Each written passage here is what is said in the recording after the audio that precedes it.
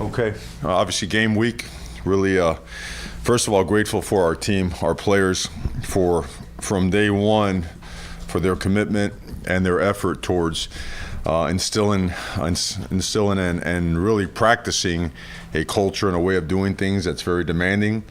And at the same time, very proud of the way they've handled the workload, and now leading up to game one, to put it all together in front of our fans, in front of our community, in front of our families, and go out there and do our best to play our best football and get the 2022 season rolling. Obviously, we still have several position battles going on, more so on defense than on offense. On the offense, there's a lot more clarity as to who will open up the game. As a starter on defense, we have multiple positions that still require a couple more days of figuring it out and assessing to see who goes out on the field first, but we have multiple co-starters on defense. So that being said, open to questions. Mario, how would you kind of assess where the receiving core is?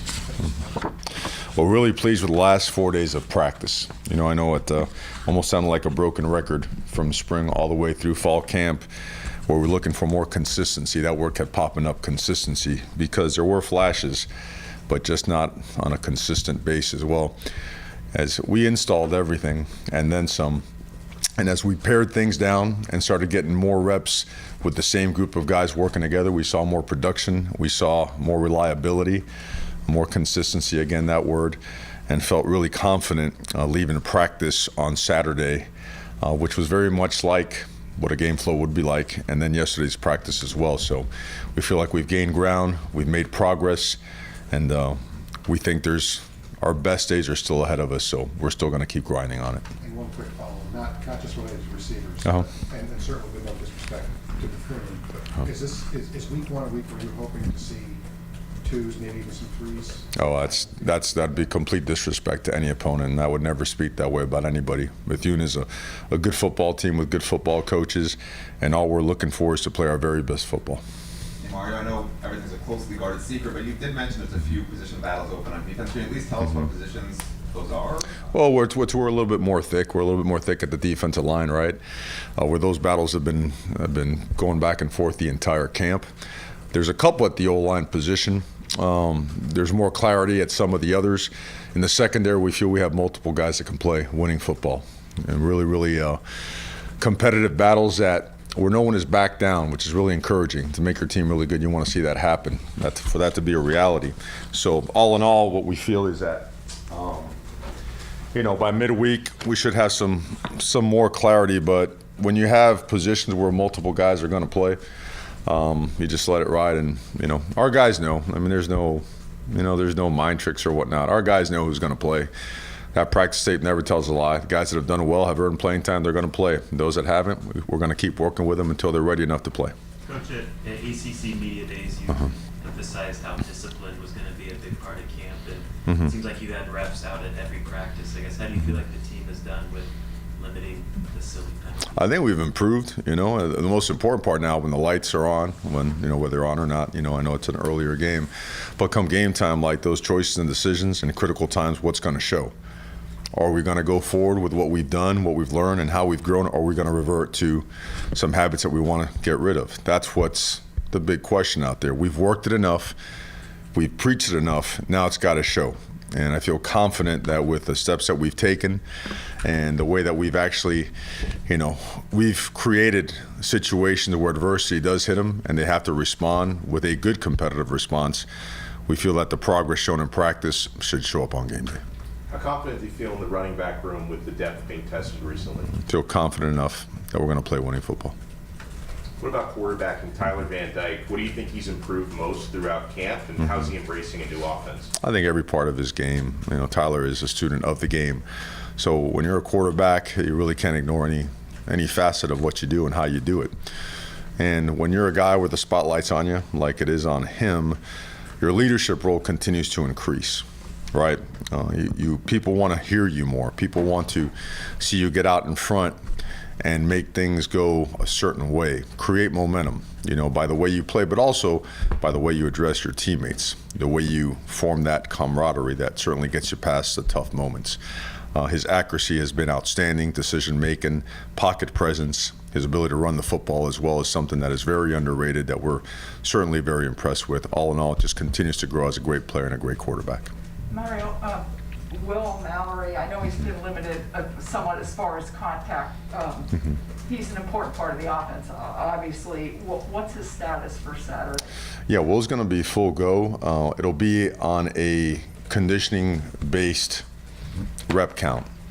Always safety first with our players. With Will, he's been clear. He's been practicing full speed, and we've been ramping him up. So our return to play specialist has done a great job with him. Will's an unbelievable competitor. You know that. I mean, you couldn't find a guy that carries more respect than Will Mallory does by the way he carries himself, by the way he plays, and then by what he does off the field. I mean, he's a complete, like, the epitome of a student athlete and a team leader. So he's anxious. He'd like to, he'll tell you he's in condition to take 120 plays, but he's getting real close. But he is cleared to play, and certainly we're looking forward to seeing him on Saturday. Hey Mario, I guess the reports that you guys added a walk-on running back, Lucius Stanley from UAB. Can you talk about him a little bit? I don't know if I can. When I'm cleared to, I certainly would be glad to speak about anybody. I had not kind of been busy the last 7 months, 8 months, and it goes from 1 minute, 1 second to another. But as soon as I get clarity on who I could speak about, I'll be glad to get any information to you. Coach, where are you at with your kick and return game? Kick return and punt return? Do you have a certain guys or a group at least that you can speak on? We have a group. I tell you, guys that have popped. Obviously Xavier Restrepo has done it, and Tyreek has done it. Malik Curtis has really popped as a guy back there. So you look for a bunch of different things. Number one, who could secure the ball, right? Who can make good decisions? Because if a guy has all the wiggle in the world to make a miss ability, but he doesn't make good decisions or can't secure the football, none of that matters. All three guys have shown a ton of progress and reliability. We have confidence in all three, and we'll figure it out this week. You mentioned that you've been busy for 7 or 8 months. Something like that. Something like that. I know that you never want this to be about you, but your first game back and all that. I know you cringe at the notion of any of this, but this week being a game week, it's going to be a big deal for people that know you, a big deal for your friends, big deal for people that want to see you here for a long time. How do you minimize the distraction of game week and just focus on what you have to do and try to keep this going? Oh, I think I'm like the smallest part of this thing, as small as it could be. It's about everything else. It's about making sure that I'm doing all the things to make sure our players, our coaches, our administrators, our recruiting department, development department, you name it, our analyst GAs, everybody can do their job at the maximum level as we put together this game plan, which is already in place, and we've practiced for a couple days, so we can operate at a really high level and always give the best players the best chance to be successful.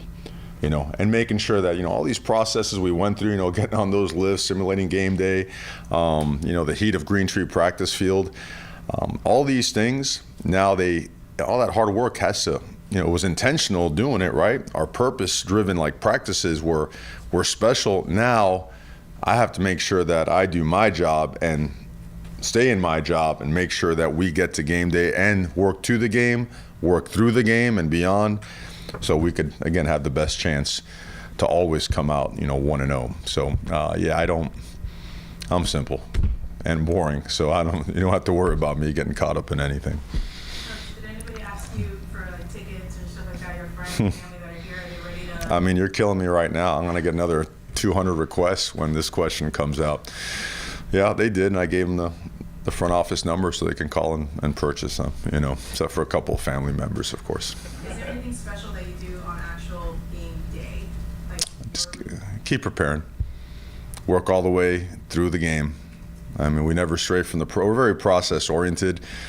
It's just the way we've always been trained, and we feel that it keeps us, again, even-keeled. It keeps us where our feet are. That's what's most important. The moment you start letting this thing drift a little bit and think about, whoa, all these people are going to be there, there's going to be family there, what does that have to do with winning the game? Really nothing. So it's important that our team, our staff, everybody just continues to be internally driven, right, and is able to block out any and all exterior noise, distraction, right? That's how we're going to become a very good football team. Most of our work has to be done between the ears.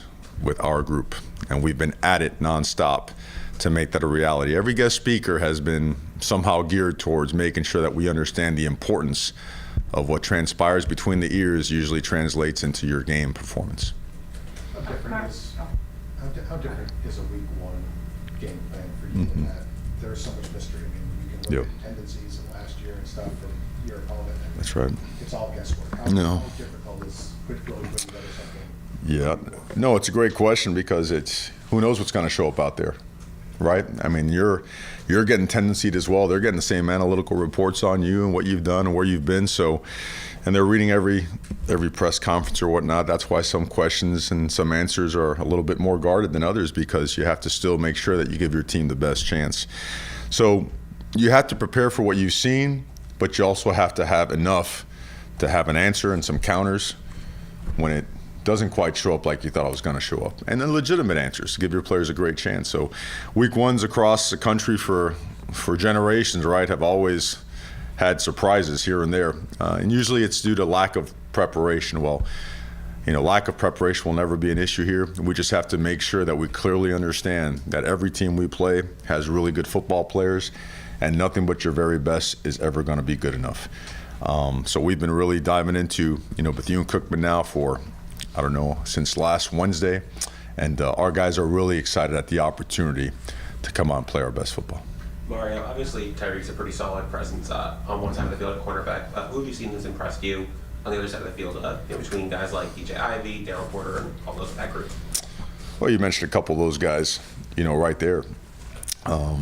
I should bring out the depth chart so I don't miss anybody, but DJ Ivey, we've mentioned him since the springtime, and he really has been an unbelievable presence, has been a great performer, has been a great team leader as well. He does a lot.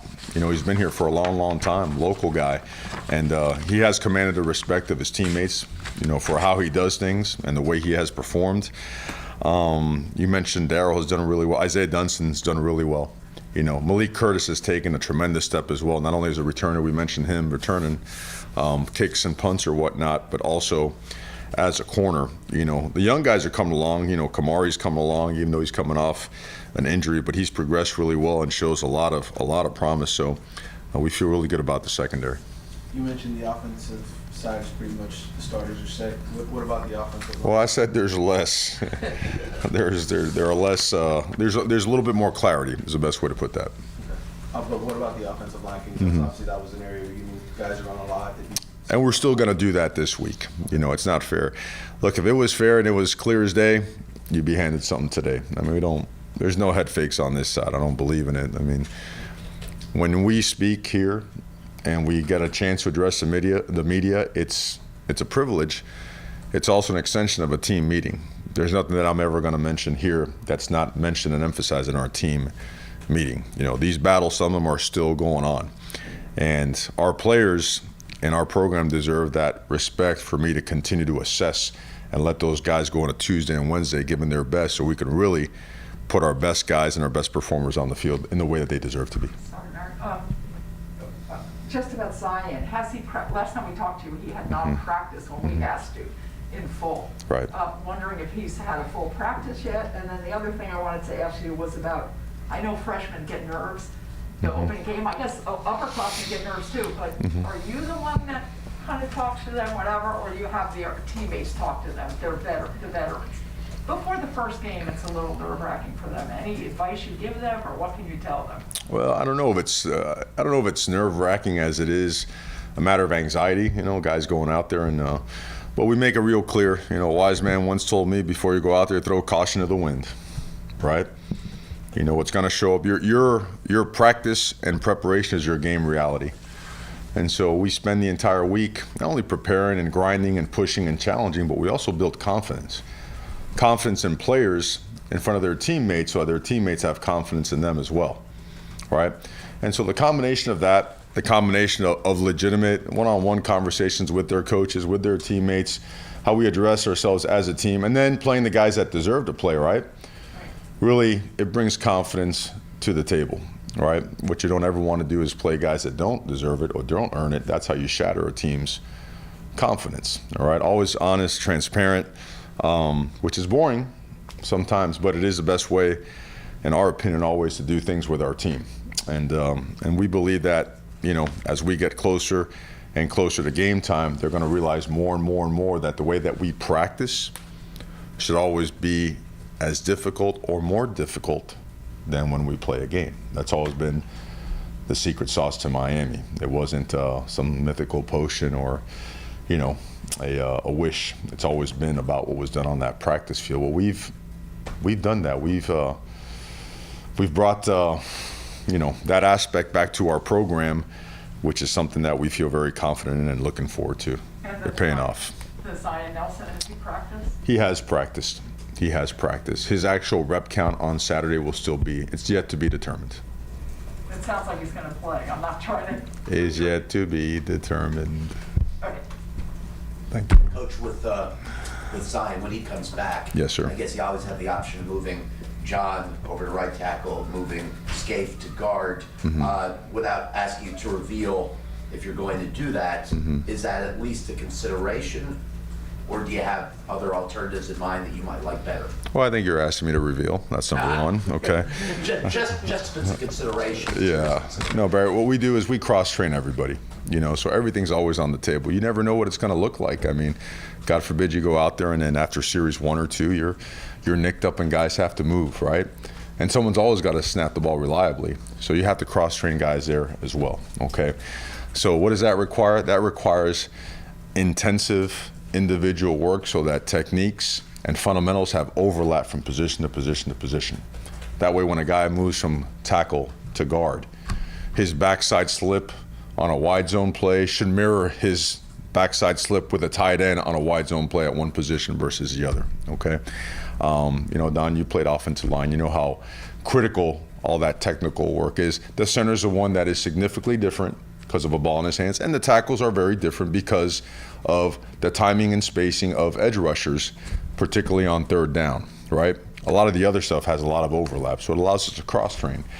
I know it's a long answer to a short question, but we have worked multiple combinations. It'd be too extensive to even get into, but let's just say that we feel confident, and hopefully by the end of the week, maybe even a couple of more, but we feel confident that we have prepared 8 guys that can play winning football, and we're close to getting to 10 that can play winning football, all right? So, but those combinations are pretty extensive. Do you have any players that won't be available Saturday because of disciplinary reasons? We'll find out soon. We'll get that to you as well. Mario, Yeah, just a quick follow-up. The number 1 jersey, you spoke about that early in fall camp. Did anyone earn that? No, sir. But to that question, I want to say this. I think guys would have performed well enough and have practiced well enough and have done things the right way where they could potentially wear number 1, but no one has asked for it since it was addressed, so we just let it be. It's not a matter of, hey, no one earned number 1. There are plenty of guys that practiced hard enough and did well enough to earn the right, to wear a jersey with that magnitude, but no one has asked for it, so we're letting it be. I was just wondering if, the player-led issue, right? Right. Do you already sense that this can be a player-led team, or do you not find that out until game 1, 2, 3, something like that? I don't think you ever find out till you start playing games, and I don't think you find out until you start playing games that bring a lot of adversity to it. So, you want to find out right away. You want to learn about your team throughout the course of the week. This week, what we want to see? We want to see maturity, and we want to see urgency, right? We want to see a team that takes practice as seriously as a game. We want to see a team that when it goes to the hotel, immediately goes up to their room like we have structured, gets in there, starts putting on their Normatec boots and start watching more film, getting into their tips and reminders, going over their tests, right? As opposed to, getting on a game system, which we're not going to do, as opposed to just wasting time and brain space. We want to see a team that when we come off for pregame, certain portions of pregame, certain portions of it should look just like a game. The offense and defensive line, when they rip off the ball, it should look like a live one-on-one rep, right? We want to see urgency, right? Getting to class early, making sure, man, my bag is packed with my stacks. I got my schedule. I know when my tutors are going to be. I'm not going to miss anything, so I could compete fast and free in the classroom and be on top of my assignments, and that I can compete fast and free on Saturday, because I have practiced in a disciplined manner, I have lived a disciplined life, I have created elite habits, and now they got to show, you know? So we want to see that. We want to see, and you mentioned about a player-led. Player-led is all about ownership. And that is the next step for our team. We want to see real deal ownership, right? Accountability. Players holding other players accountable, right? If a player's on the edge and he's about to get a flag because things are they're going past the whistle, there's got to be a guy to be able to grab and pull him back and say, we're not doing that. That's not the way we do things here at Miami. So yeah, that's when a team takes that step, it's different. And that step can be taken in the off season to an extent, but now it's live. And we're certainly looking forward to seeing that. Mario, what is the team in terms of being able to play fast versus not playing carried? That difference between just being fast but also in control of their playing fast. Where are they? Well, I think we're ready for game one. You know, I do. I think that we've installed at an ungodly rate now. I mean, everything, which is it's a little bit chaotic at times because you have multiple things going against multiple things, and usually that brings multiple issues, right? Exponentially. But then as you start paring down, you realize, whoa. He's seen this particular play against cross splits, nickel fire, corner fire, corner will, all that stuff. And you realize these guys have developed, almost like a sixth sense of understanding timing, spacing, alignments, right? Things that tip you off. So now the game slows down for you a little bit. And that's what we're seeing. So we have seen and we have felt ourselves not only increase, our discipline, but also our ability to play fast. The only way to do that is to know what you're doing, how you're doing it, and why we're doing it that way. So we always preach and stress that, what to do, how to do it, and why we're doing it that way. Mario, did coaches, I just thought of this, do coaches get rusty too as far as game day? Like how long in your experience as a head coach does it take to get in the groove of the actual calling, decision making, No, that's a really good question. I think they get rusty in the process of keeping off the field, right? You've seen them practice how many times, it's almost a WWE match with myself and the coaches. I mean, get off the field, man. You ain't going to be out there helping the guy out throughout the course of a game. I just think the process is that's why we're always wearing headsets. We're simulating game-like scenarios, and that's why a lot of times during practice I'll blow a horn and say, hey, first and goal at the 1, and coach has got to scramble to grab a headset, send in a personnel group, count 11, make sure we got the right guys in the game and make a call. Well, no, you didn't score. It's a penalty. Bring it back. We create enough adversity in practice and scenarios to test our coaches as much as we test our players. We don't want to live on a script when it comes to practice. I don't think that helps a coach completely. Of course, you have to work certain things, in certain parts of the field, in certain situations as well. Situational football, right? Having a high football IQ and situational football reigns supreme, right? College or the NFL. But you also want to have the ability to put the ball down and on the spot have your coaches react and respond, because that's going to happen at some point in time. Mario, this will be the last question. Sorry, do you have like a clock management coach or somebody who's kind of helping you with that as the game's going on, or you going for two, all those kind of scenarios? Is there anybody that is kind of in charge of that with you? Right, we always have a 2-point chart, a 4-minute, 2-minute, kill the clock chart. We have all that kind of stuff ready to roll, even if there's a hint of that scenario coming up. So I know a lot of people get into analytics and whatnot, and we have used it before in terms of the data, not always use it in terms of decision making. Every team is different, every situation is different, and when you're on the field, you really want to look for your matchups, right? Do you feel your matchup could have went on this player, or do you feel you're at a disadvantage and maybe you got to opt for plan B as opposed to plan A? So, but I feel that we're pretty airtight as it relates to all those processes. Thank you very much. Thank you. All right, guys, game 1. Appreciate you being here. We'll see you guys on Saturday, okay? Thanks. Okay, have a good day. Thank you. You need a bigger podium with more space. Yeah. You guys got all these devices, I'm gonna find out like my device phone, like a cell phone out there or something. I hope it didn't block my microphones too much.